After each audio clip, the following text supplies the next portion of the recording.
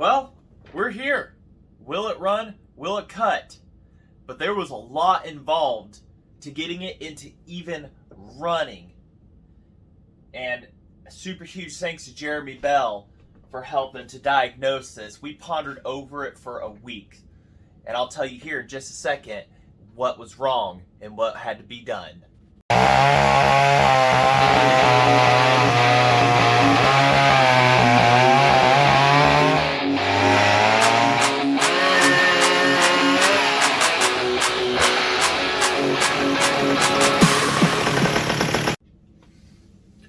Okay, so will it run?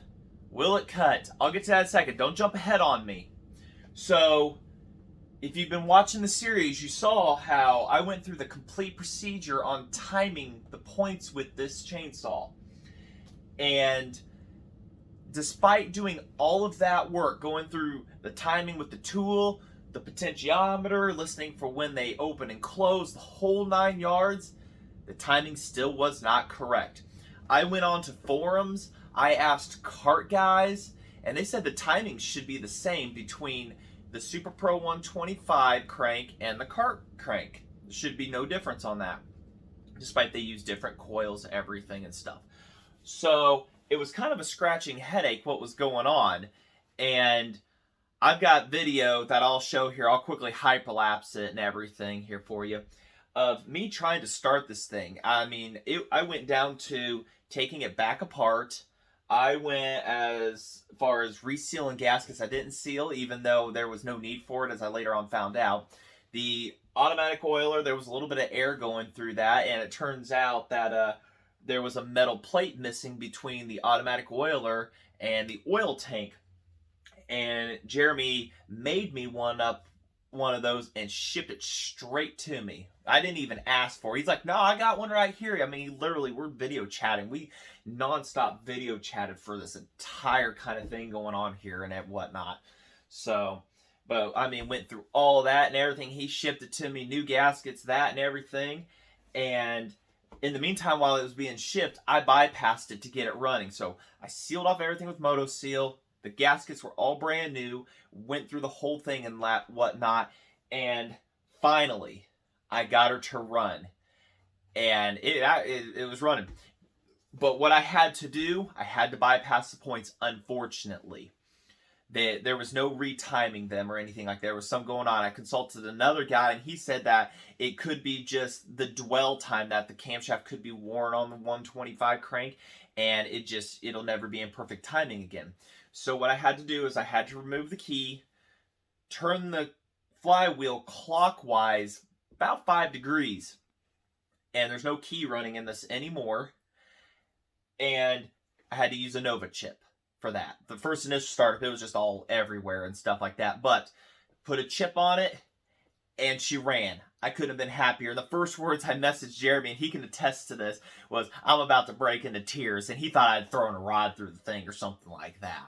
No, it was just finally, it was finally that moment. I'll probably have that in the video here, and you'll see that here in a moment and stuff like that. So, but runs and idle was my issue. I have to turn the idle up way high on this thing and open up the low screw just for it to get enough fuel to feed this thing. And you'll notice in the video, you'll see how it just has like a really smooth, consistent idle set, that da-da-da-da-da-da-da that you normally see. Well, it wants more. So this original carburetor, it will work. It does work. But it wants more fuel for idle. But the rest of the speeds are perfectly fine.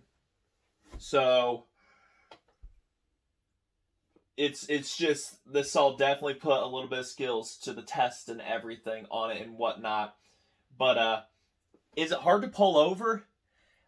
Without fuel, it's difficult. With the fuel, it's not bad and everything. It does have its a little bit of challenges and stuff like that. But once the timing are set, it gets the fuel, she fires right over.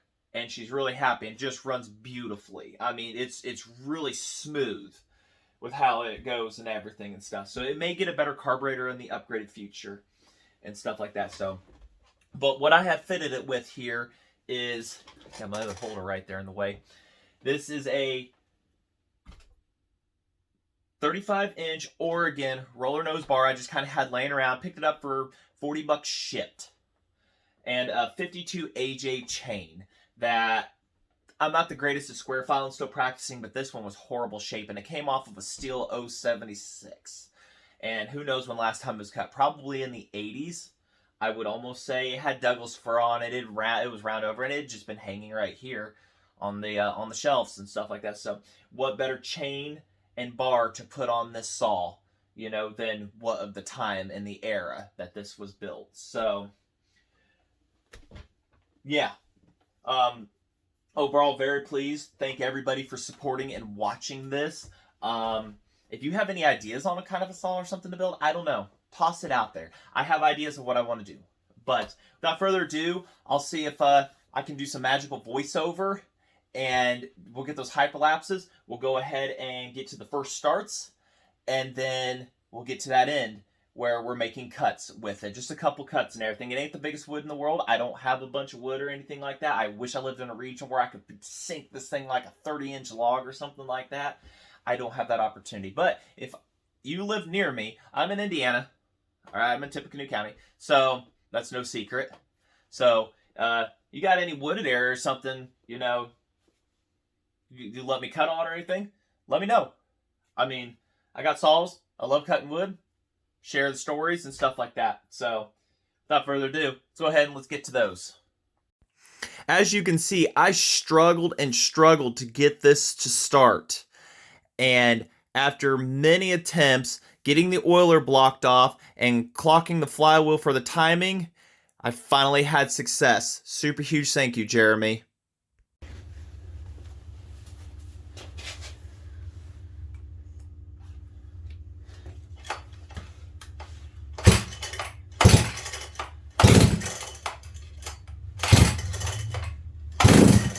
There we go. A little something. She wants to.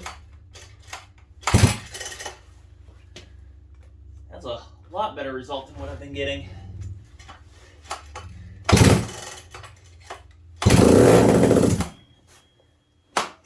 Jeremy, you were right. I never said you were wrong, but you were right, man. You're the man.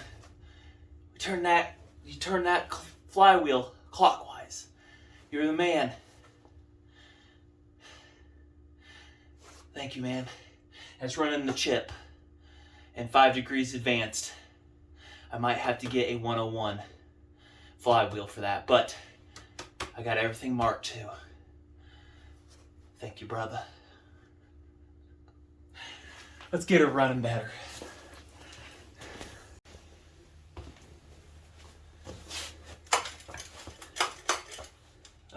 Hook that back up.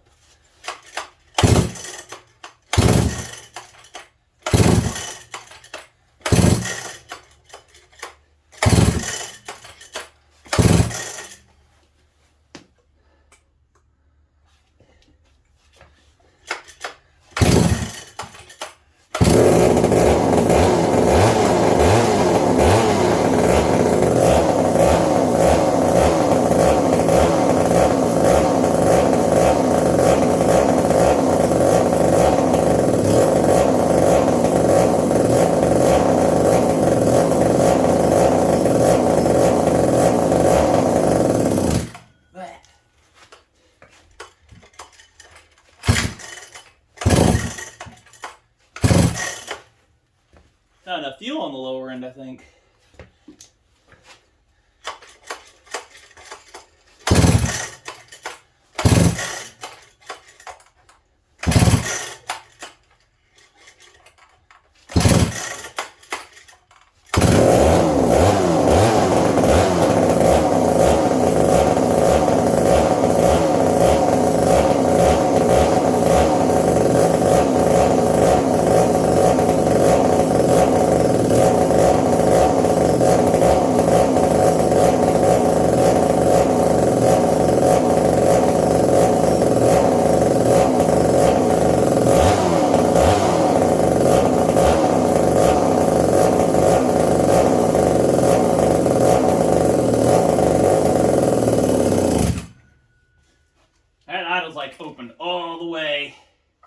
and she ain't idling.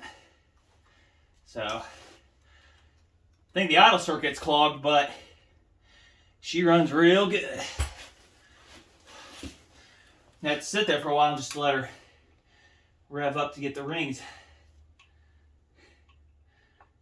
Half, 1.5. Revs up. I think the idle circuit's clogged on this, so I got to pull the carb back off. But I'm pretty stoked, pretty excited, because I shouldn't have to shoot fuel down it every time to get it to start. So the idle circuit, I had that open all the way, and it's like this ain't idling, so we'll get that carburetor rebuilt here.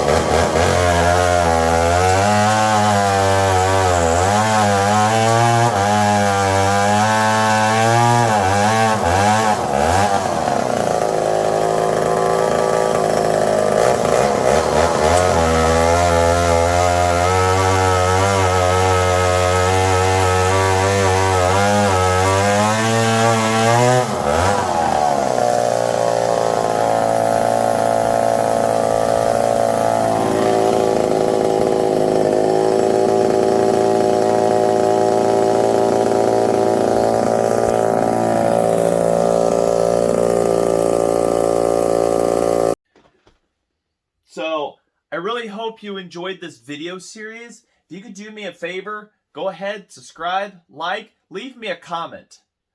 And a super huge thank you to James, who helped me out with the body and a bunch of stuff. Mike Nolan, Ralph Nolan, Jason. I know I'm forgetting some names and stuff. But like we showed in the very beginning, you know, looking forward to this build. So I was too. So I'd say thank you, and keep watching the videos. We're going to have more of this awesome content here.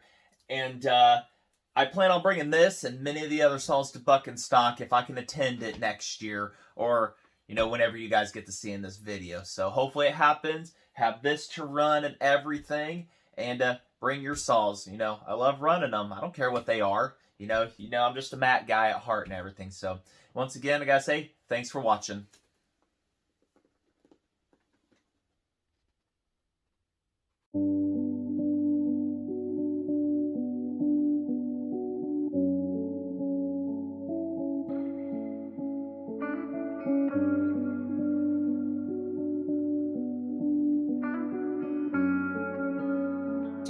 Took you got the sauce.